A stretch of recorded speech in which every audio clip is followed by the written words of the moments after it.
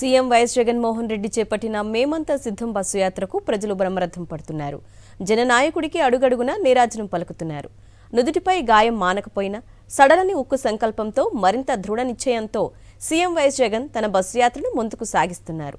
మేమంతా సిద్ధం బస్సు యాత్ర నేడు ఎస్టీ రాజాపురం నుంచి ప్రారంభం కానుంది.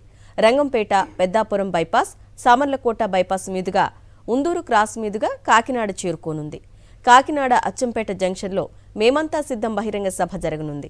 అనంతరం Pithapuram bypass, Gollaprolu, Kathipudi bypass, Tuni bypass, Payakaraopeta bypass మీదుగా గొడిచెర్ల క్రాస్ చేరుకోనుంది మేమంతా సిద్ధం బస్సు యాత్ర.